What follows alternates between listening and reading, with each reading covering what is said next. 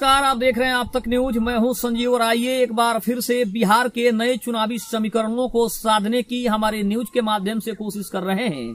बता दें, केंद्रीय मंत्री चिराग पासवान और वीआईपी के प्रमुख मुकेश सहनी 2025 के विधानसभा चुनाव में कैसे किंग मेकर साबित हो सकते हैं, दोनों कैसे समीकरण को बना भी सकते हैं और दोनों कैसे समीकरण को बिगाड़ सकते हैं, दोनों की अपनी अपनी क्या ताकत है, दोनों इस चुनाव में कितना प्रभाव डाल सकते हैं और अपनी अपनी पार्टियों को कितना फायदा पहुंचा सकते हैं।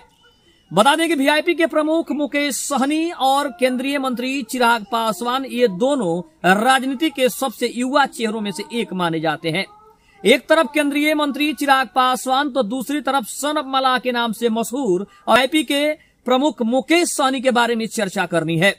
बता दें कि दोनों दलित समाज के नेता हैं और दोनों दलितों में अपनी अपनी दोनों की एक अलग पहचान है। एक तरफ दलित समाज में सबसे बड़े चेहरे के रूप में चिराग पासवान को देखा जाता है, तो दूसरी तरफ निषादों के नेताओं के रूप में सबसे बड़ा नाम अगर है तो वो है मुकेश सहनी का। सन ऑफ मलाह के नाम से मशहूर भी है मुकेश सहनी। 2020 के चुनाव में बीजेपी के साथ मिलकर उन्होंने चुनाव लड़ा था, 4 सीटें भी उन्होंने विधानसभा में जीती थी, लेकिन बाद में वो चारों विधानसभा की जो सीटें थी और जो चारों उनके विधायक थे वो बीजेपी के साथ मिल गए थे, जिसके बाद उन्होंने पार्टी छोड़ने का फैसला किया था और उसके बाद उन्होंने एक अपनी अलग पहचान बनानी शुरू कर दी, सन ऑफ मलाह के नाम से मशहूर हुए और निषादों के आरक्षण को आगे बढ़ाने का काम मुकेश सहनी करते नजर आ रहे हैं। हालांकि 2024 के लोकसभा चुनाव में वीआईपी के प्रमुख मुकेश सहनी महागठबंधन में शामिल हुए। उन्हें वहां पे 4 सीटें भी मिली, लेकिन चारों सीट वो बुरी तरह से हारने पर मजबूर हो गए।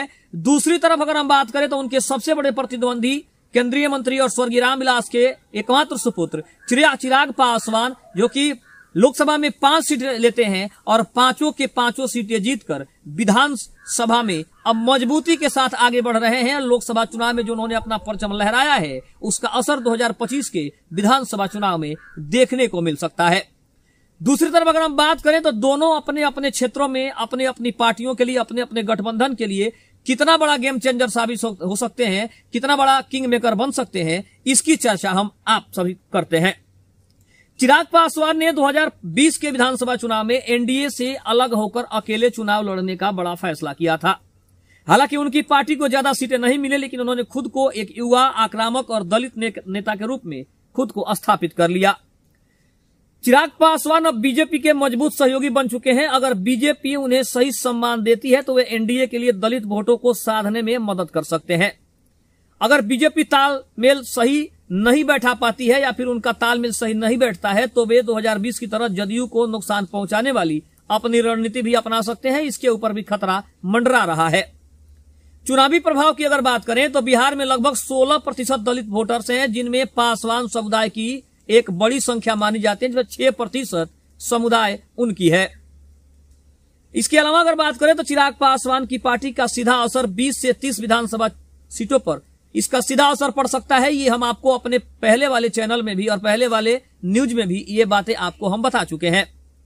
अब अगर हम बात करें मुकेश सहनी, जो कि निषाद राजनीति का नया चेहरा अपने आप को बना रहे हैं, हालांकि उनका कई लोगों ने विरोध किया है, जिसमें हरि सहनी का नाम सबसे प्रमुख आता है और हरि सहनी कहते हैं कि मुकेश सहनी सिर्फ निषादों के आरक्षण की बात करते हैं, लेकिन सच में पूछा जाए तो निषादों के लिए उन्होंने आज तक कुछ भी नहीं किया है।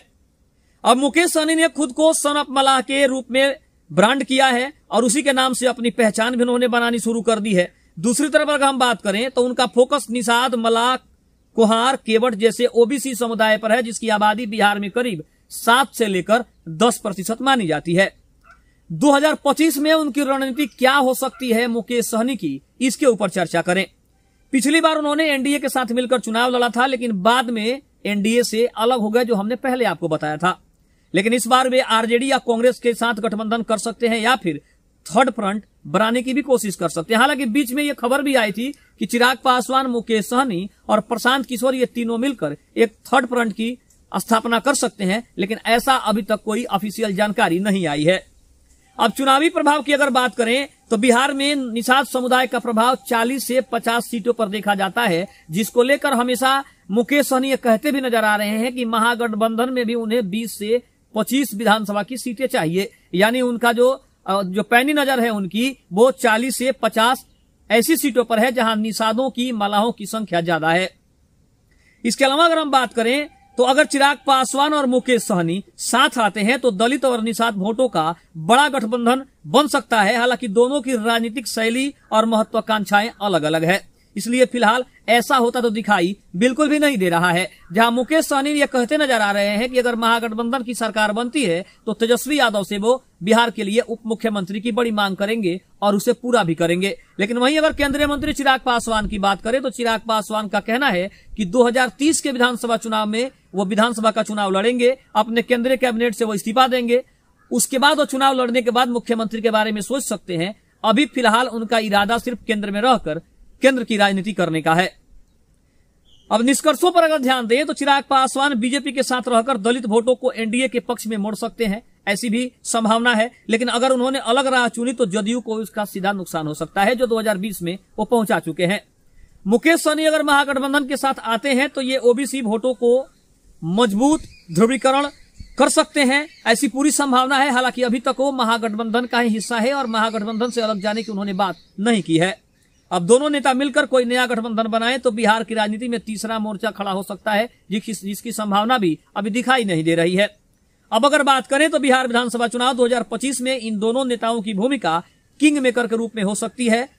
ये नतीजों को सीधे प्रभावित भले न करें, लेकिन सरकार बनाने बिगाड़ने में अहम रोल निभा सकते हैं, जैसा 2024 के लोकसभा चुनाव में नीतीश कुमार ने किया है। यानी मामला स्पष्ट है कि एक तरफ चिराग पासवान है तो दूसरी तरफ मुकेश सहनी है और दोनों की राजनीति जो करने की शैली है, तरीका है, वो अलग अलग है। एक निषादों के आरक्षण को लेकर चलता है तो दूसरा पूरा बिहार के मुद्दे को लेकर आगे बढ़ता है। हम बात निषादों के और बिहार की कर रहे हैं, जहां पे मुकेश सहनी खास करके निषाद जाति के ऊपर ही उनकी राजनीति फोकस रहती है। वो जब भी बात करते हैं तो सिर्फ निषादों की बात करते हैं, उन्हें बिहार की जनता की बात करते हुए काफी कम सुना गया है। दूसरी तरफ अगर हम बात करें तो चिराग पासवान सिर्फ एक जाति के, चाहे वो दलित समाज से आते हो, लेकिन ना ही वो कभी दलित समाज की उन्होंने बात की है, ना ही वो अति पिछड़ों की बात की है, ना ही ओबीसी एसटी की बात की है। उन्होंने सभी वर्ग को आगे बढ़कर लेकर चलने का जो उनका संकल्प है उसके ऊपर वो ज्यादा बात करते हैं। और यही कारण है कि मुकेश सहनी और चिराग पासवान की राजनीति दो नजरिए से देखी जाती है। जो एक कहीं ना कहीं अपनी जाति को टारगेट करता है तो एक कहीं ना कहीं विकास को टारगेट करता है, विकास को करने का टारगेट रखता है। जनता की समस्याओं को कैसे सुलझाया जाए उसके ऊपर वो मुद्दा उनका रहता है। तो कहीं ना कहीं चिराग पासवान सहनी दोनों अगर वापस आ जाएं, अगर एक साथ हो जाएं, एनडीए का हिस्सा बन जाए या आपस में मिलकर दोनों एक नई पार्टी का स्थापना करें, तो इससे कहीं ना कहीं बिहार की राजनीति में, चाहे वो नीतीश कुमार हो, एनडीए हो, सभी को नुकसान होगा। क्योंकि 40 से 50 सीटों का जो मुद्दा है वो मुकेश सहनी का है और कहीं ना कहीं 50 से 60 सीटों का जो मुद्दा है वो चिराग पासवान का है। तो अगर दोनों को मिला दिया जाए तो लगभग 100 से 110 सीटों का प्रभाव है। तो 110 सीट कहीं ना कहीं सरकार बनाने और बिगाड़ने दोनों में महत्वपूर्ण भूमिका निभा सकता है। आपको क्या लगता है? आप कमेंट बॉक्स में जरूर बताइएगा। तब तक के लिए धन्यवाद। मिलते हैं अगले न्यूज के लिए। तब तक जय हिंद, जय भारत।